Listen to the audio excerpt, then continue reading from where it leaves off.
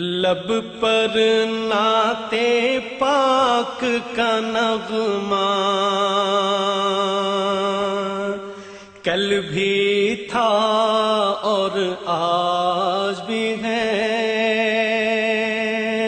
لب پر نعت پاک کا نغمہ کل بھی تھا اور آج بھی ہے، لب پر نعت پاک کا نغمہ کل بھی تھا اور آج بھی ہے، میرے نبی سے میرا رشتہ کل بھی تھا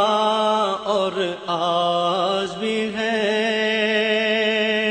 پیر طریقت رہبر شریعت پیر حضور سید بشیر احمد قرشید رحمۃ اللہ علیہ کے ماہانہ ختم شریف کے موقع پر زیر صدارت حضرت صاحبزادہ سید آل احمد اور علاقہ کے تمام علماء کرام نے بھرپور شرکت کی۔ اس موقع پر صاحبزادہ سید آل احمد نے کہا کہ فرانسیسی صدر نے نبی کریم صلی اللہ علیہ وآلہ وسلم کی شان میں جو گستاخی کی، اس سے تمام امت مسلمہ پر قیامت ٹوٹ پڑی ہے۔ اس موقع پر ان کا مزید کہنا تھا کہ اس سلسلے میں تمام علماء کرام اور مذہبی جماعتوں کے ساتھ رابطہ کر کے جمعۃ المبارک کے دن نبی کریم صلی اللہ علیہ وآلہ وسلم کی محبت میں ایک ریلی کا انتظام کیا جائے گا۔ ہو سکتا ہے جس کو حق نے بلند کیا، دونوں جہاں میں ان کا چرچا کل بھی تھا اور آج بھی ہے، دونوں جہاں میں ان کا چرچا کل بھی تھا اور آج بھی ہے۔ نہیں، آپ کو پتہ ہے کہ پچھلے دنوں اس کا نام ہے فرانس کے صدر نے کوئی ایسی بات کی ہے بقر اسلام کی شان میں اس نے گستاخی کی ہے، اور یہ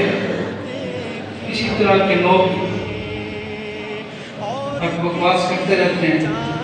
ٹھیک ہے، پوری دنیا میں اور دنیا آخرت میں ان کے نام صدارت لکھی گئی، کوئی بھی ٹھیک ہے، پوری پاکستان میں پوری دنیا میں سوزہ بھی بہت بڑی بستی ہے، 40-50 ہزار کے قریب آبادی بنتی ہے۔ تمام علماء کی مشاورت سے، تمام مسالک علماء کی مشاورت سے احتجاج کا پروگرام بنایا گیا ہے۔ جمعے والے دن تمام لوگ جمعہ کی نماز کے فوراً بعد وہاں پہنچے، آقا علیہ السلام سے اپنی محبت کا بھرپور اظہار کرے اور پوری دنیا کو اور اسلام دشمن طاقتوں کو یہ پیغام دیں کہ انشاءاللہ اللہ کی مہربانی سے